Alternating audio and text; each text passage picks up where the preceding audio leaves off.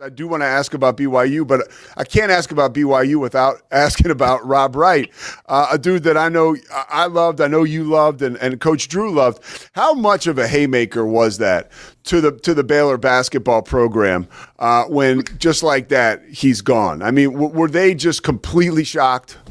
Yeah, I think that was a huge haymaker. I think it's not necessarily him leaving. I think people need to understand this. Like, Baylor had no issue with him leaving. It's the timing of when he left. Because if you look at it, there are so many good point guards in the transfer portal that Baylor could have had. Baylor is one of the premier schools in college basketball. It's point guard U. It's guard university. Any guard would want to come to Baylor. So the fact that you leave when you left, when the deal was already done, and granted, there's no, as one of the problems with NIL, there's nothing there's nothing put in place to be able to hold either party accountable. So things like this can happen. You think you have a guy locked in, you got him locked down. Now all of a sudden he's like, I can go get more somewhere else. Let me dip. Bye. Figure it out. And that's exactly what he did, which is one of the biggest problems that we have to figure out. We have to regulate in NIL. So it was the timing of it for me. Like, it was only that. If he wanted to leave, he's a hell of a point guard, Pete. You know that, I know that. He can play. He's one of the best point guards in the country. No doubt about that. But if you already got 1.5, right, and you can go get 3, then do it at the beginning. Don't do it when you did it. That's my only issue. But the whole BYU team is going to be scary. I mean, let's just call a spade, right? When you look at Rob Wright, what he brings to the table, I mean, you look at AJ DeBanster, how good that young man is going to be. And then we can't forget about the glue that holds it together. My man, Richie Rich Saunders, just his ability to be able to be in situations where he will always succeed.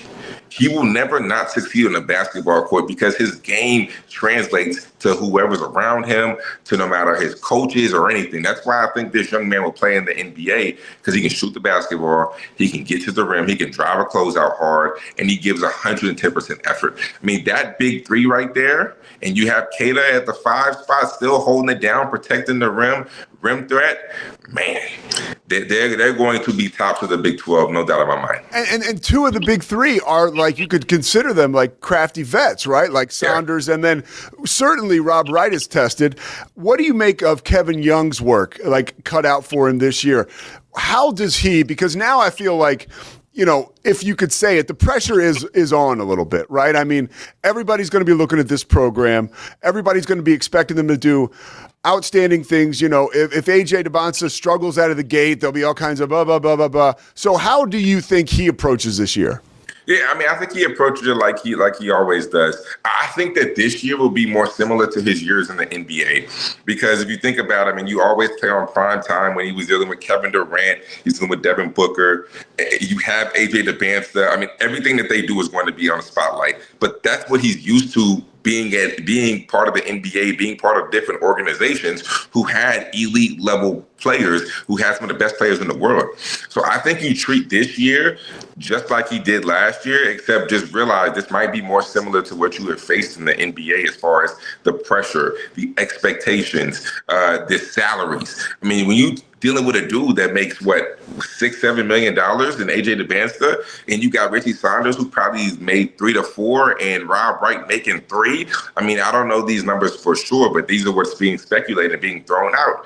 But this is an NBA level team. You're dealing with the NBA level roster. Almost $20 million as far as a budget goes for your program. You're dealing with you might as well call it an NBA team. So I think that he needs to treat it and approach it just like he would when he was in the league, because I think this is what it is, especially when you're dealing with the amounts of money that BYU was thrown out. But you're right, there is an added sense of pressure, not necessarily because of the focus on this team, but the amount of money that was spent. Whenever you're dealing with people's pockets and they having to come a little bit more out because they want to win, and especially after the year that they had last year, now it's go time. It's time to win. So I think there's a little bit more pressure, but Kevin Young is 100% built for it. He did a great job last year. I think he'll do even a better job this year. He's an amazing coach. Yeah, what's your favorite thing about him? Covering him this year, being around him. I know he's a favorite of yours. What's the one thing that when you talk to him, you were like, oh man, I would love to play for this guy? His ball knowledge. He's one of those guys. I kid you not, Pete. Before we talking to him, like I said, we talked to him during shoot around or an hour before the game. Like me and him just sit there. I ask him a question about the game, but then my mind goes somewhere else because he says something so deep about basketball, and I'm just like, all right, coach, forget the game.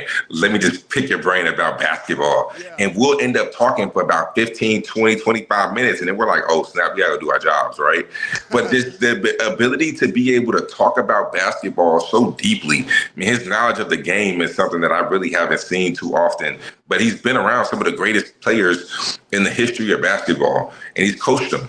So, I mean, there's no doubt, or it's not a surprise, but I think that his in-depth basketball knowledge is probably the most impressive thing. And he's just cool. He's super cool, just laid back, chill, never ever like riled up, just like, yeah, King, like, yeah.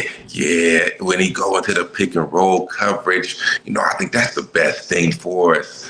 Or like, I think that if we attack that, like he's just so laid back and so chill and so cool.